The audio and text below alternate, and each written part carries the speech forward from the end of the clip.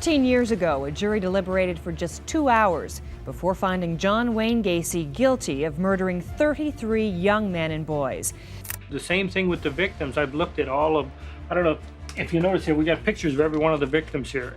How does it feel to walk down the hallway to the gas chamber, fully aware that those moments were their last on Earth? Convicted criminals who have been handed the death sentence often experience a wide range of emotions, from regret to resolve to aggression. Join us today as we explore 20 last days of death row prisoners on their last day on Earth. Number 20. Ted Bundy. The story you are about to witness is one of the most haunting tales ever told in human history. It is a tale of cruelty so horrific, it would make even the devil cry. Everybody knows Ted Bundy, one of the most brutal serial killers in the history of the United States. During his reign of terror, which was between 1974 and 1978, Ted Bundy murdered some 36 people in the most gruesome way unimaginable. When the long arms of the law finally caught up with him, countless people celebrated, and many couldn't wait to watch him die. Although official records put his total victim counts at 36, most of whom were women, some experts believe the actual figures are much higher than that, maybe even nearing 100. His final acts were the murder of 2 young women in the Chi Omega sorority house at Florida State University, and the horrific killing of a 12-year-old girl by the name of Kimberly Leach from her school in Lake City, Florida. How heartless do you have to be to not only hurt but murder a little child? Luckily, he was caught in February 1978, and after an extensive trial, Bundy was convicted and sentenced to death. But he wasn't going to go down without a fight. Clinging on to false hopes that he might be able to escape the consequences of his actions, the serial killer filed many appeals to overturn his death sentence. But it all went to waste, as appeal after appeal resulted in a dead end. When it was obvious that he wasn't going to get out this time, Bundy began to confess, explaining in gruesome details how he murdered his victims and disposed of their bodies. On January 24, 1989, Ted Bundy was executed by the electric chair at a Florida state prison. Hundreds of people camped outside the facility, partying, chanting, and celebrating the death of this monster, who had ravaged the area for a long time. For his last meal, Ted Bundy wasn't really enthused, and preferred to settle for the standard concoction of steak, eggs, hash browns, and toast.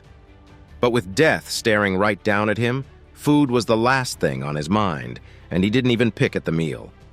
When asked what his last words were, he simply replied, "I'd like to give my love to my family and friends." But this wasn't the end of the horrors for this man.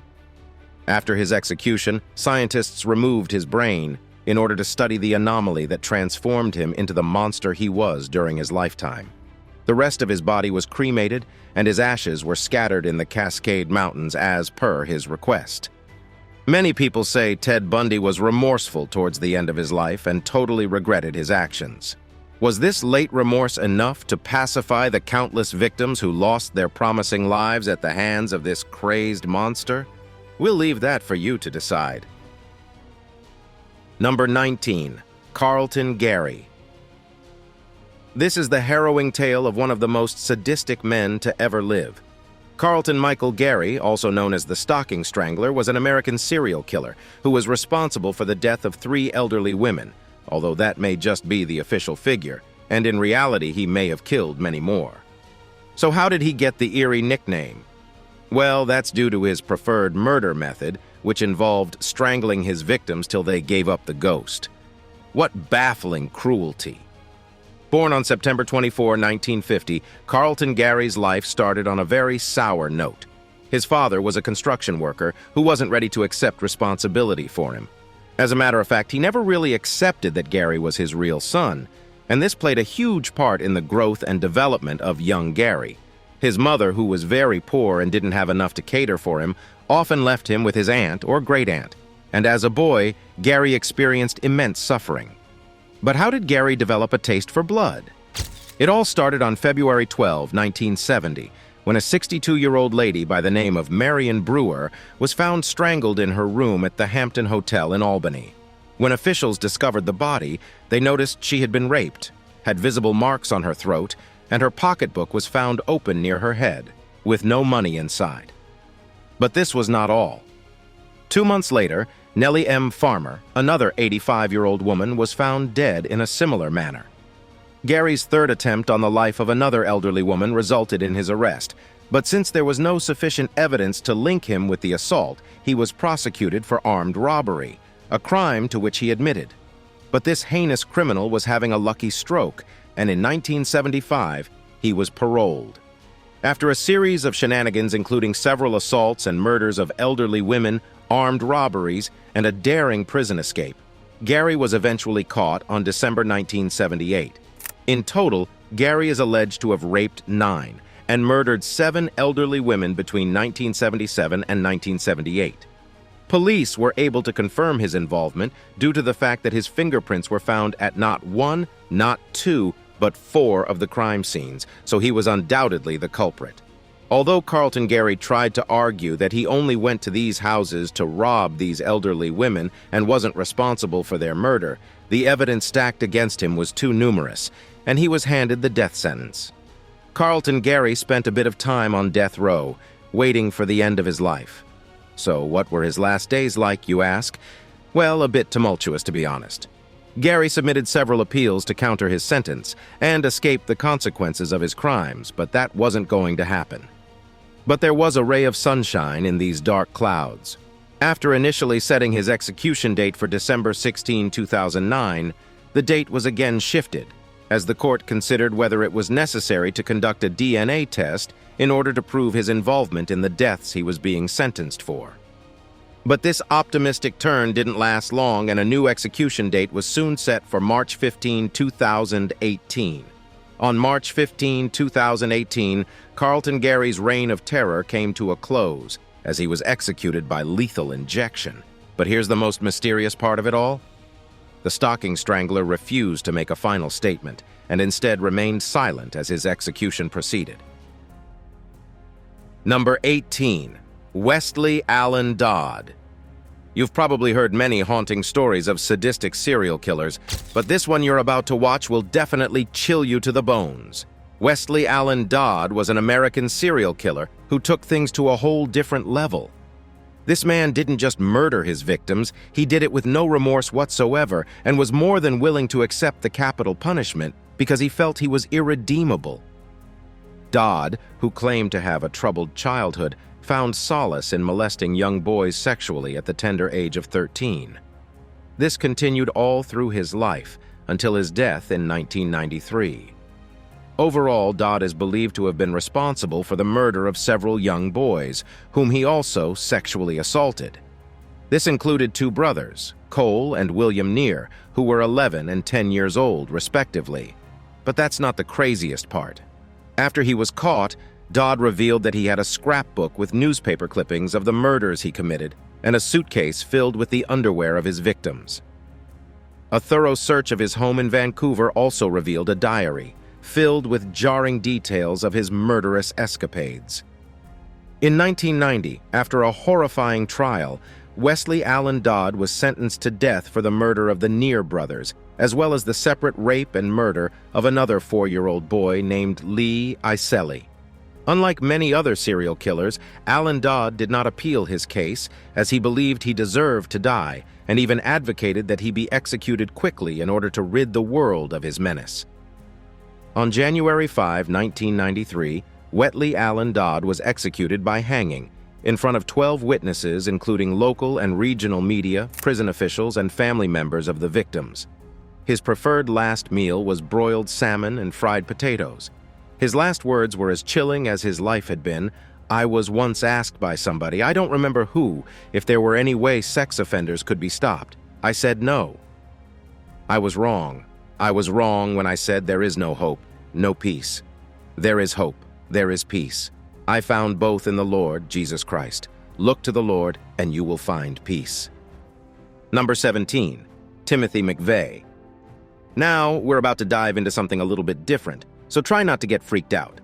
This young man right here is Timothy McVeigh, an American domestic terrorist, who was responsible for the Oklahoma City bombing on April 19, 1995, which killed about 168 people and left more than 500 wounded. This attack remains one of the deadliest terrorist attacks on American soil, rivaled only by the horrors of 9/11. But who was the man behind the mayhem? Timothy McVeigh, born on April 23, 1968, was the middle child of a blue-collar family in rural New York. From a very young age, he expressed a keen interest in guns, and even spent some time in the U.S. Army, earning a Bronze Star for bravery in the Persian Gulf War. But life took a dramatic turn for this young man in 1994.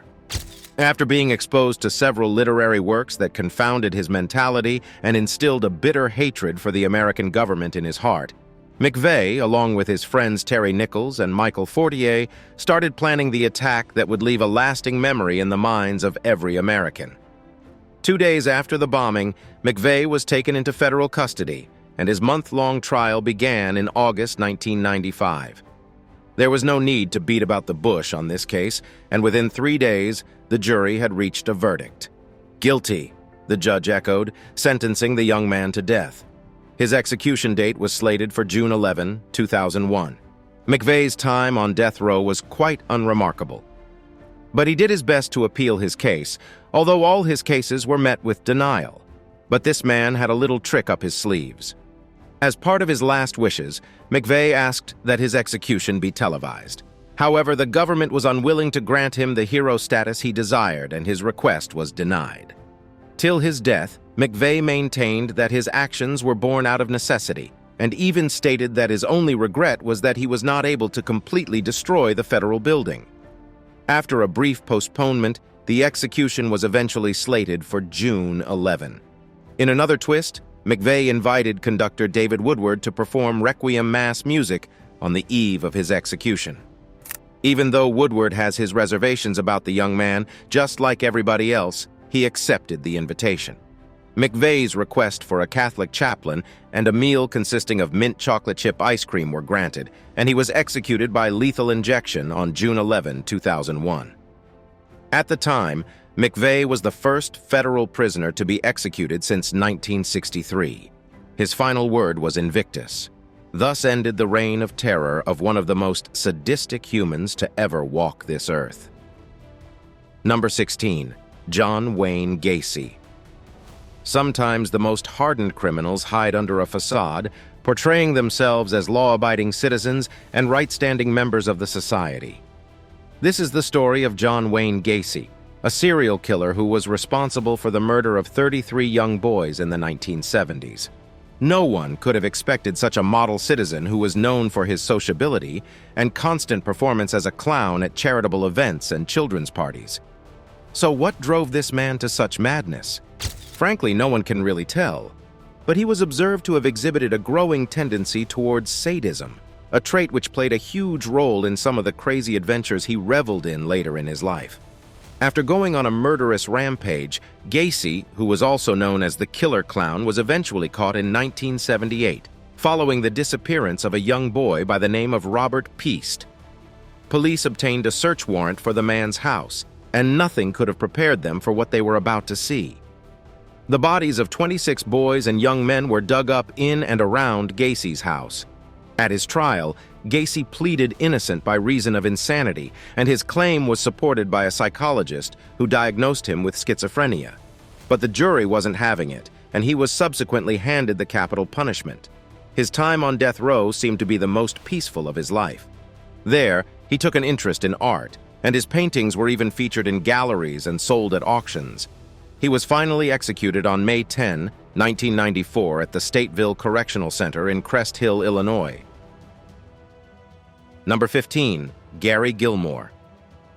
The story of Gary Gilmore is a roller coaster, featuring a troubled childhood, escalating murderous intentions, and a life spent hurting innocent people. After committing a series of petty crimes as a teen, Gilmore was sent to reform school, and then he went to prison for a while. Gilmore was so notorious that by the time he was 35, he had spent almost half his life behind bars.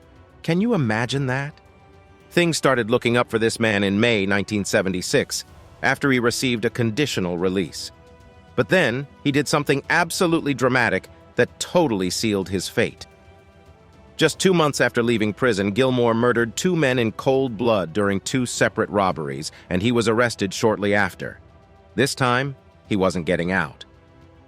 After being found guilty of first-degree murder in October 1976, Gilmore accepted his fate, deciding not to appeal his death sentence. Gilmore's story became a rallying point for opposers of capital punishment, but all their campaigns were efforts in futility.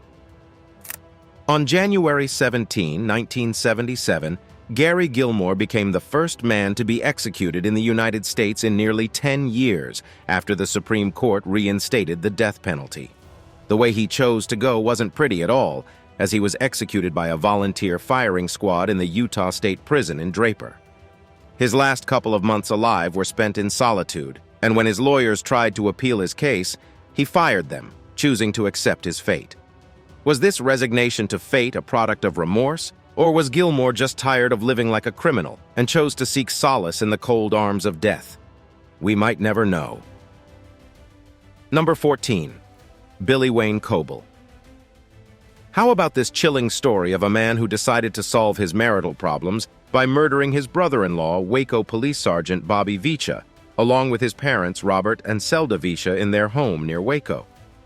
Billy Wayne Coble, who was executed at the age of 70, became the oldest man to be executed in Texas after he was sentenced to death by lethal injection for a triple murder charge in 1889.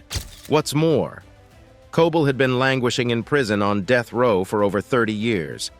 Sure, he would have had time to think about his actions, maybe he was even a bit remorseful. But nope, as a prosecutor described him, Coble was a man with a heart full of scorpions. His time on death row was filled with several appeals and attempts at upturning his capital punishment sentence, but the court kept upholding the sentence. On February 28, 2019, Coble, who was now 70, was executed. The chilling part of this story, however, are his chilling last words. When asked to make a final statement, Coble said, "That'll be $5. Yes, sir, that will be $5. I love you, and I love you. Mike, I love you. Where's Nellie at? I love you. That will be $5. Take care." What do all these mumbled words mean, you ask? Your guess is as good as ours. Number 13. Aileen Wuornos. Try not to get freaked out by this one because it is straight up bizarre. This is the story of American serial killer Aileen Wuornos, a tale of many misfortunes and bad decisions which culminated in a murder trial and a death sentence.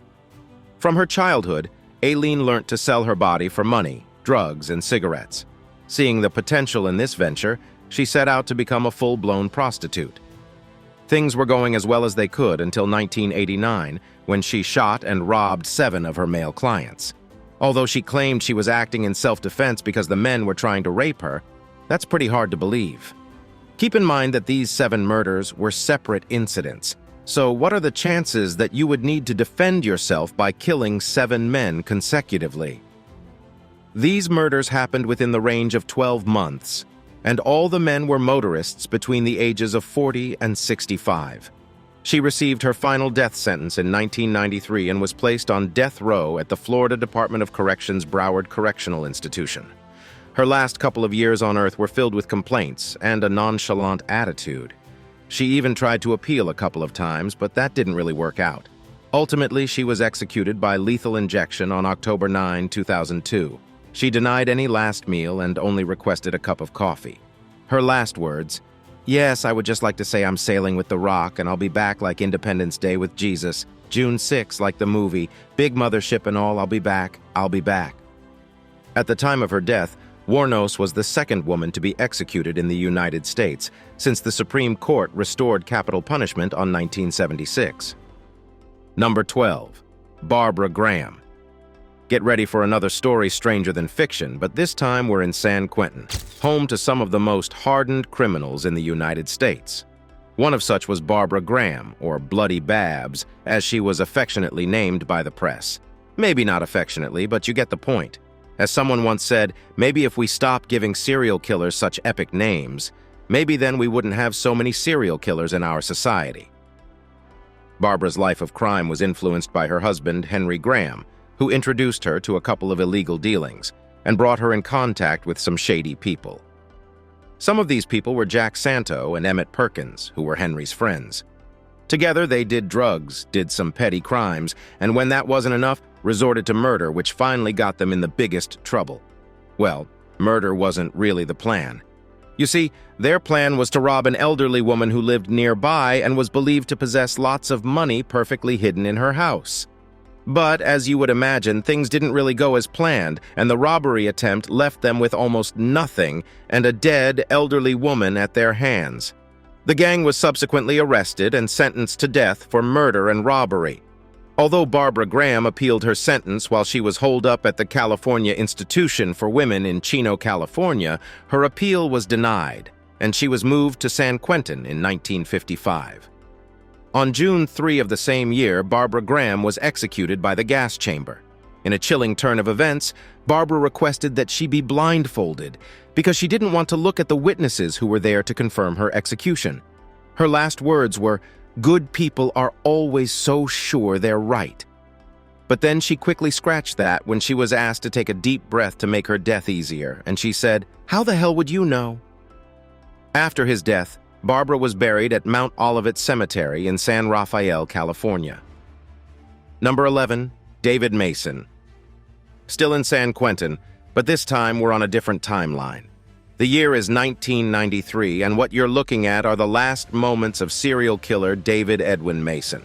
Back in 1980, this cold-blooded killer murdered at least 4 elderly people between March and December of the same year. He was also accused of murdering his cellmate in 1982, as well as his male lover. What drives a man to commit such heinous crimes? In this case, greed and desperation seem to be the culprit. On February 4, 1981, following the death of his last victim, a 72-year-old woman by the name Dorothy Lang, Mason was arrested and taken to Alameda County Jail to await trial. On January 27, 1984, Mason was found guilty of 5 murders and sentenced to death. He was subsequently transferred to San Quentin to await his execution. It was in San Quentin that his life took a more positive turn. He got married and fully admitted guilt of his crimes. Although he tried to appeal his capital punishment, the court upheld the sentence, and on August 23, 1993, David Mason was executed by the gas chamber. His last moments were spent with members of his family, and he refused to speak to a priest. Even though a telephone was installed into his gas chamber so he could postpone the execution anytime he wanted, by saying he wanted to file an appeal, he refused and asked that they go on with the execution. When Warden Daniel Vasquez asked Mason for his final statement, Mason refused, saying, "No, Warden, I want to proceed. Thank you, Warden." Although his life was quite tumultuous, Mason seemed to have made peace in the last moments of his life, and his execution was a final punctuation mark. Number 10, Richard Ramirez.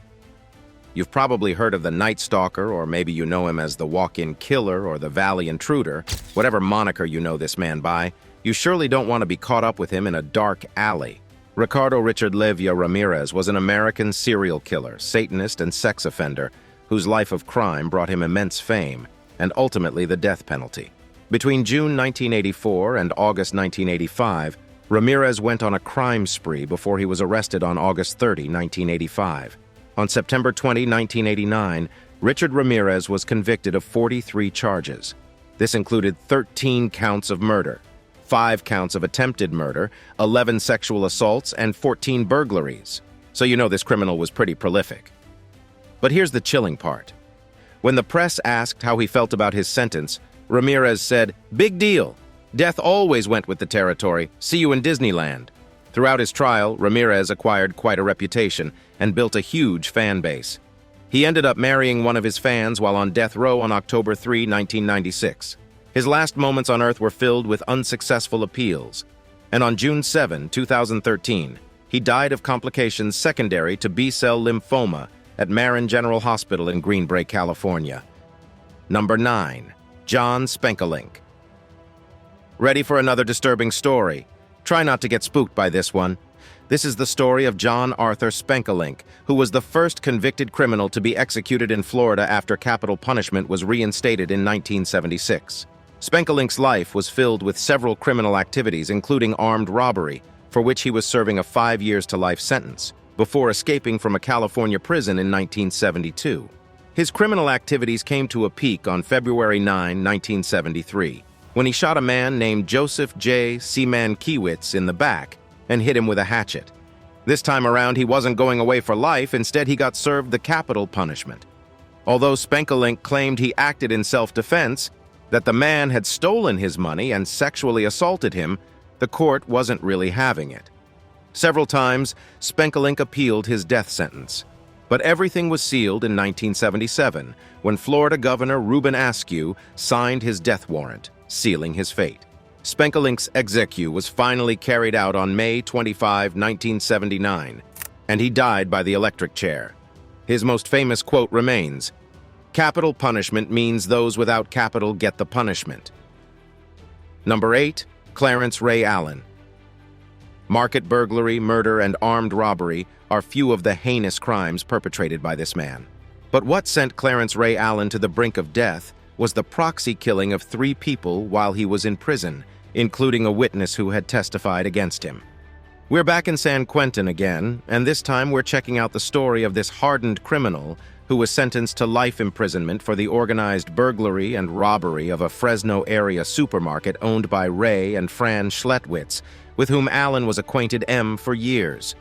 While in Folsom Prison, he conspired with fellow inmate Billy Ray Hamilton to murder several witnesses who testified at his trial, including Brian Schletwitz. This resulted in another trial in 19, where he was sentenced to death for the murder of 3 people and conspiracy to murder 8 witnesses. The man was also suspected to have been involved in the killing of Douglas and Peggy Ryan, along with their 10-year-old daughter and their 11-year-old neighbor. According to witnesses, Allen had had a disagreement with the family over a horse he purchased from them, and considering his track records, many suspect he was actually responsible for the infamous Chino Hills murders. Many attempts at overturning the death sentence were undertaken by Allen and his lawyers, all to no avail. In his final moments, he remained steadfast in his criminal endeavors and was believed to still pose a threat to the society. On January 17, 2006, Allen was executed by lethal injection at San Quentin State Prison. Number 7. Ronnie Lee Gardner. We travel back to October 1984, the year Ronnie Lee Gardner committed his first murder. The event took place during a robbery in Salt Lake City. Gardner, who was 37 at the time, was arrested, and while he was being transported for a court hearing on the homicide in April 1985, he fatally shot a 36-year-old attorney by the name of Michael Burdell. This was the beginning of the end for this serial criminal. He was subsequently handed a life imprisonment sentence for the first murder and a death sentence for the second. But this is where things get interesting. From 1985 until his death in 2010, Gardner and his lawyers filed several appeals, but one by one it all failed. His execution on June 2010 was the focus of media attention because it was the first time a convicted criminal would be executed by firing squad in 20 years. Several protests were organized by family members and opposers of the death sentence, but everything fell on deaf ears. On June 5, 2010, after enjoying a last meal of steak, lobster tall, apple pie, vanilla ice cream, and 7-Up, Gardner began a 48-hour fast while spending the last moments of his life watching the Lord of the Ring film trilogy and reading Divine Justice.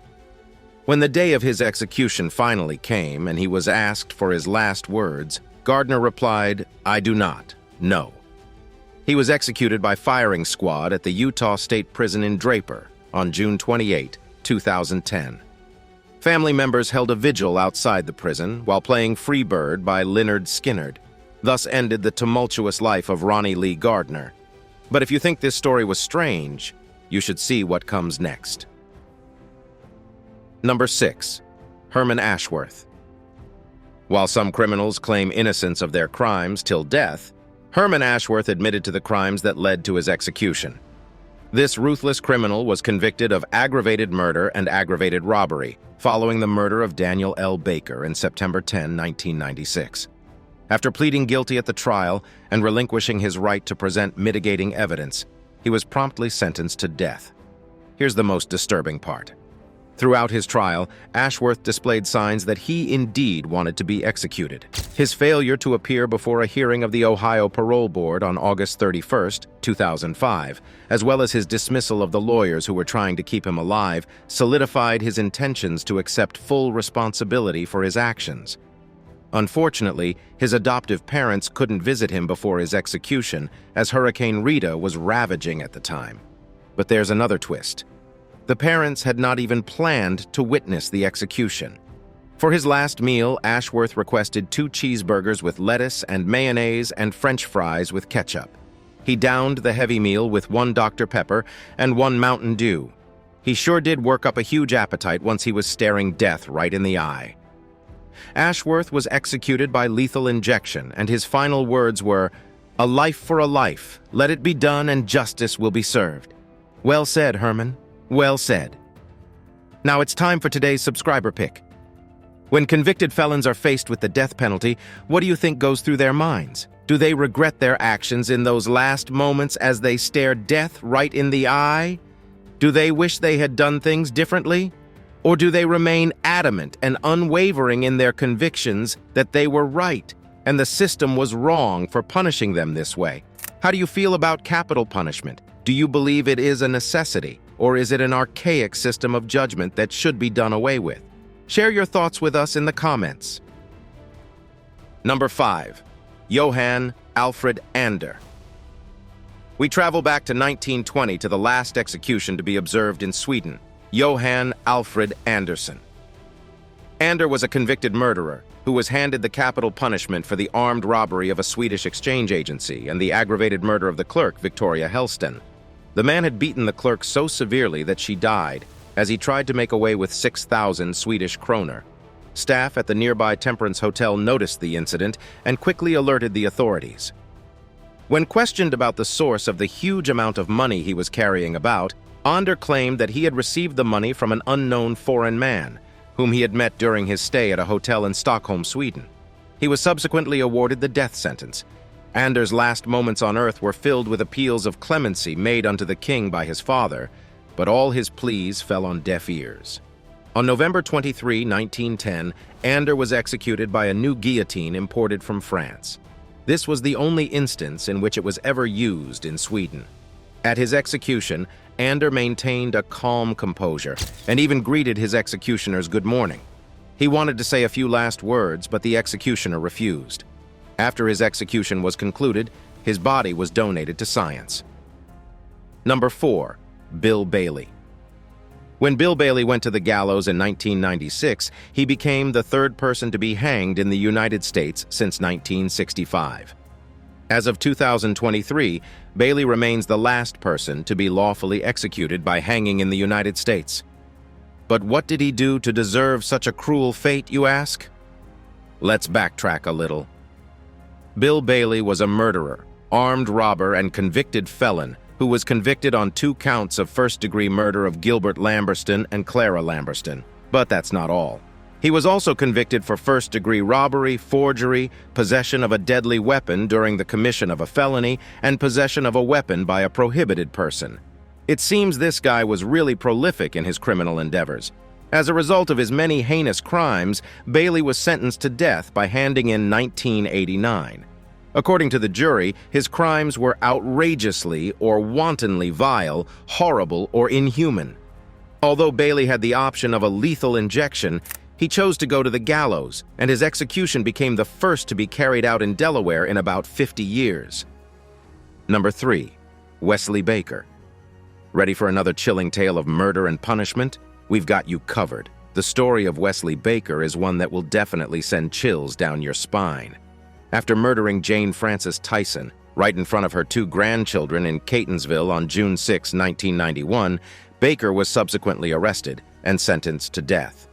The murder was a case of collateral damage, resulting from an armed robbery attempt that went awry. On October 26, 1992, Baker was convicted of first-degree murder, robbery with a deadly weapon, and the use of a handgun in the commission of a felony by a jury in the Circuit Court for Harford County. Days before he was scheduled to be executed in 2002, Baker received a stay of execution. This was due to an order issued by Governor Paris N. Glendenning, who imposed a moratorium on the death penalty in the state in order to allow a study by Professor Raymond Paternoster of the University of Maryland to be completed. Don't get excited yet. On December 5, 2005, Baker was executed by lethal injection, and his execution remains the last to be carried out in Maryland. Unfortunately, he was not asked to make a final statement, and he was not allowed the leisure of a special final meal. Number 2. Brandon Bernard. Now on to something a bit more recent.